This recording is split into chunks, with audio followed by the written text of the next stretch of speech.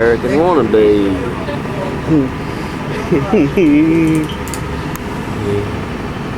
I think we are in the Sea of Galilee. On a peaceful day. Oh yeah.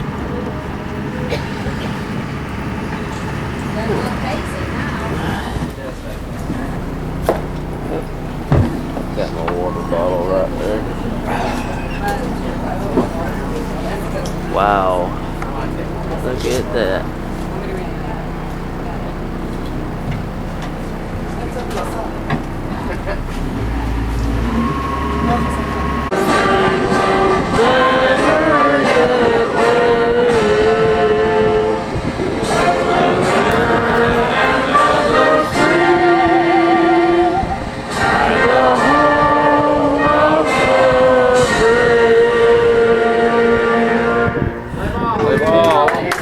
Thank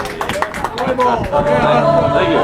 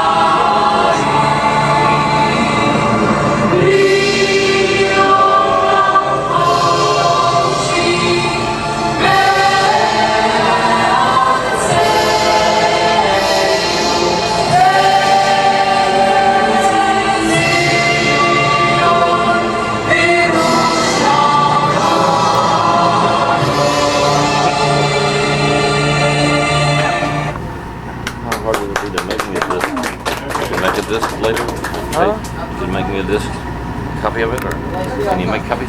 Can I make copies when I learn how? You have to have a what, burner, CD burner?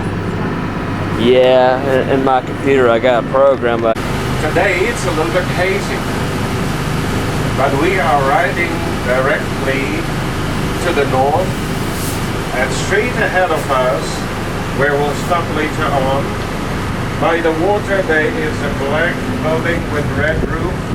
This is the primacy of Peter, and to the left of it by the water there's another structure with two red roofs. This is Papa, and this is the place of multiplication. And on top of the right one, go up the mountain and you see one gray structure surrounded by trees. This is Mount Beatitude and the Sermon on the Mount. To the right of the boat. Told you the other side's over that way.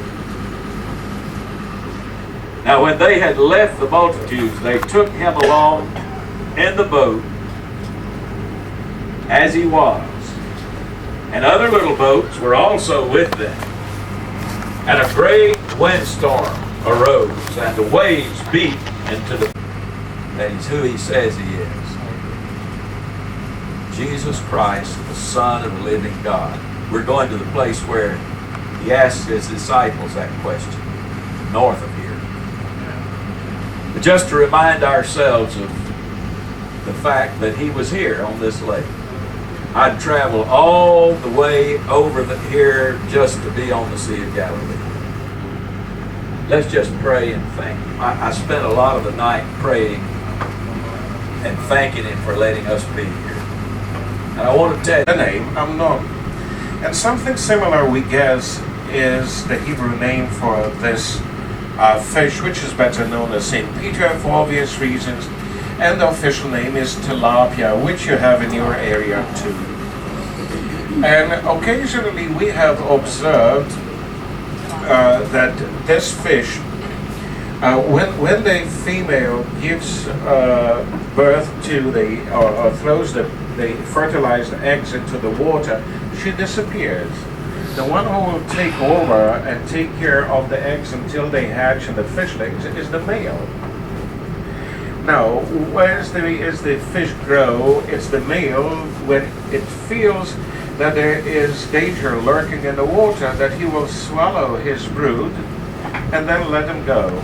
Swallow and go. And in the fish world, and it's mainly the male fish, they will swallow. This for them is protein. They'll swallow, will never let it go. That's good food. But over here we see that the papa and the papa allows his children to go out, and it calls for a lot of belief to know that once papa takes you in his mouth, he won't become just another cell in his body, but he'll let you go on out and will spit you out back into the water. And you know something we have observed, especially in the shallow water by the shoreline, occasionally we see that fish picking up pebbles into the mouth and throwing out, picking pebble and throwing out, pebble in and out. And partly we guess that his children are gone and he's bored and he's used to it. He's picking something that attracts his eye, something shiny at the bottom, and pick it up, and spits it out, pick it up. And let's say that it's not a pebble, but it's a metal coin that just catches that fish attention, and it, while playing with it in his mouth, and that is thrown and that fish is taken. And what, when you open the fish's mouth, what will be there? A coin. A coin that can be used to bring the money to the temple.